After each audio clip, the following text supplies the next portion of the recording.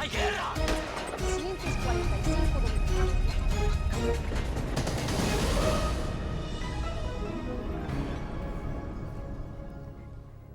Muy buenas noches. Hace 2 años, en febrero del 2009, el padre Alberto Cutié estaba siendo fotografiado en las playas de Miami Beach en brazos de la novia que nadie sabía existía.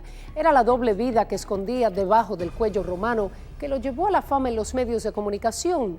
Hace varias semanas, el ahora sacerdote episcopal puso en circulación su más reciente libro, Dilema, la lucha de un sacerdote entre su fe y el amor, en el cual revela los detalles de esa relación.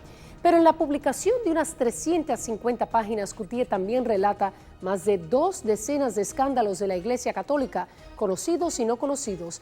Argumenta con ejemplos concretos de sacerdotes que no han cumplido con el celibato el por qué debe haber una reforma con respecto a este tema y acusa a la Iglesia de hipócrita al proteger su imagen en vez de dedicarse más a predicar el Evangelio. Viajamos a Miami para hablar con Cutié sobre esta nueva controversia en su vida que desde ya está provocando reacciones airadas. Les advierto que por primera vez en mi carrera me verán tratar de tú a un entrevistado. Conozco a Cutié desde que éramos adolescentes y se me hizo imposible tratarlo de usted.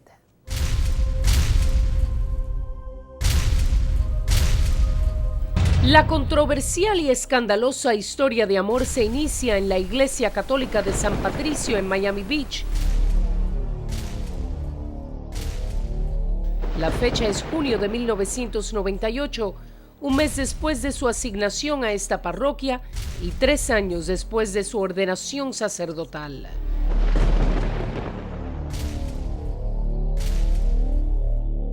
Fue en las escalinatas de San Patricio que por primera vez el padre Alberto dice haber visto a la mujer que se convertiría en su esposa.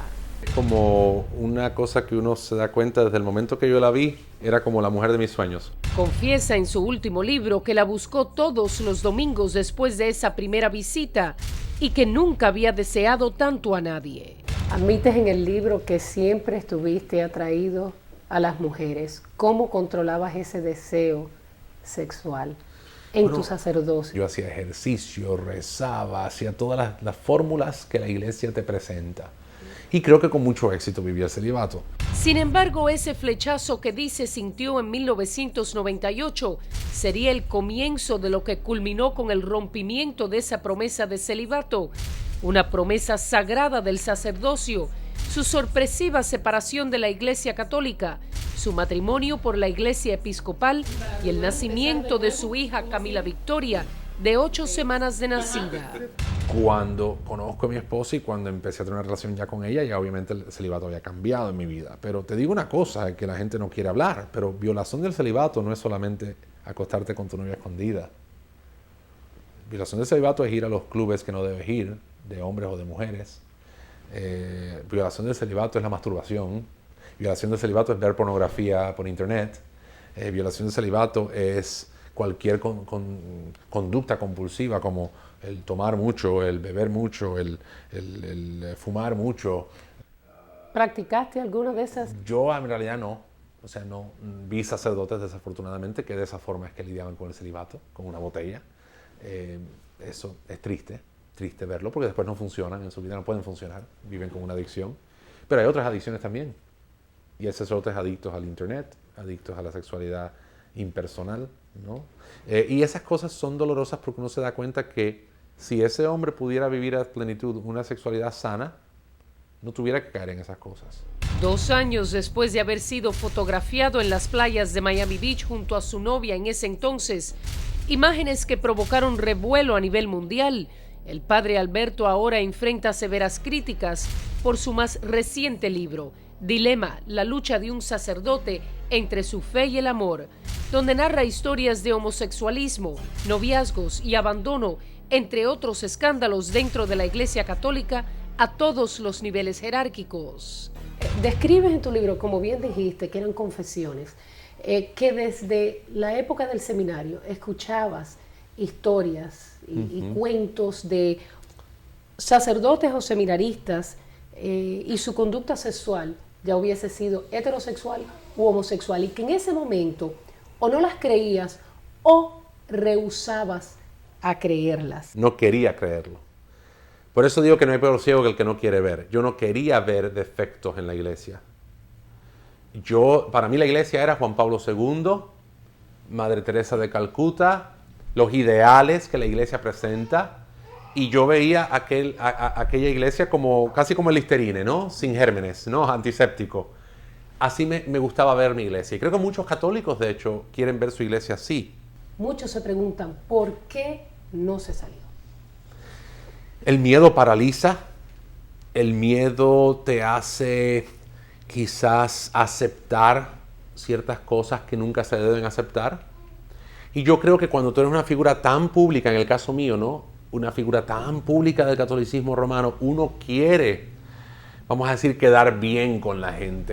El mismo año en que conoció a Ruana Canelis y luego de haber entablado, según su libro, una relación simplemente como amigos, fue reasignado de parroquia, algo que narra: interiormente me decepcionó estar lejos de ella, pero pensó que Dios se estaba asegurando de que no tuviera que permanecer en una situación que pudiera poner en peligro la promesa del celibato.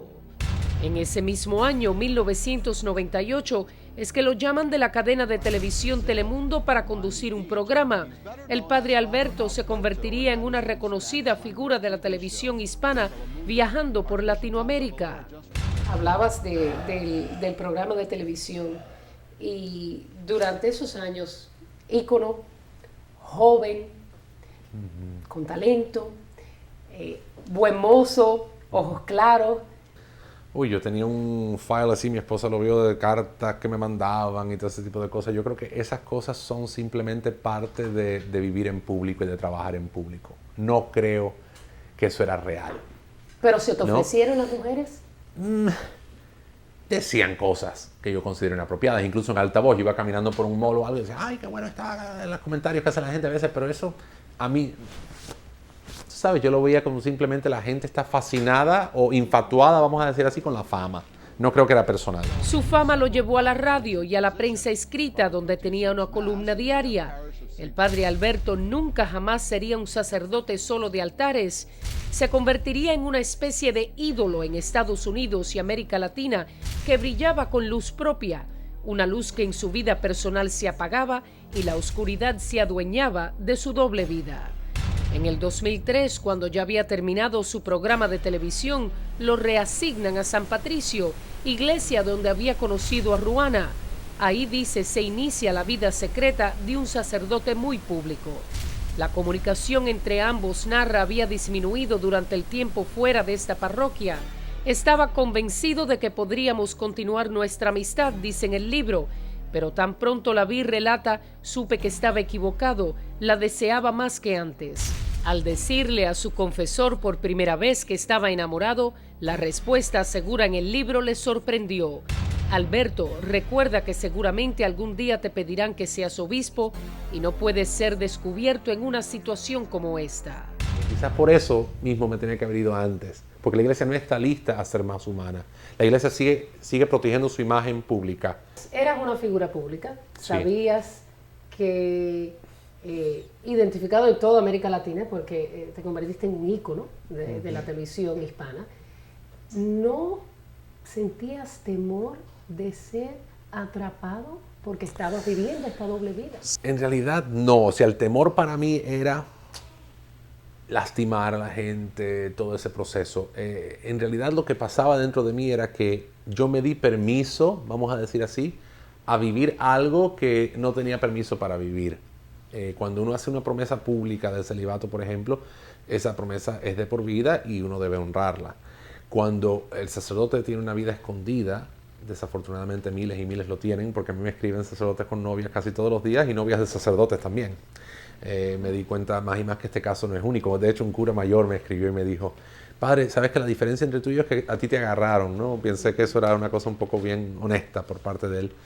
Pero lo que yo pienso es que uno vive eso sin contemplar, ¿no? Que esto puede hacer daño a mucha gente. En breve. Mis ideas quizás eran un poquito más amplias que las ideas de la iglesia a la que yo siempre amé y pertenecí, ¿no? Y sigo amando. A pesar de decir que esta es la iglesia que amas, en la que creciste, que la amas, las críticas son severas. Te convertiste en parte de ese sistema que tú llamaste en tu libro Hipócrita. ¿Cómo era tu relación con Dios en ese momento, sabiendo que tenías que celebrar misa, confesar, pero tú estabas viviendo en el pecado?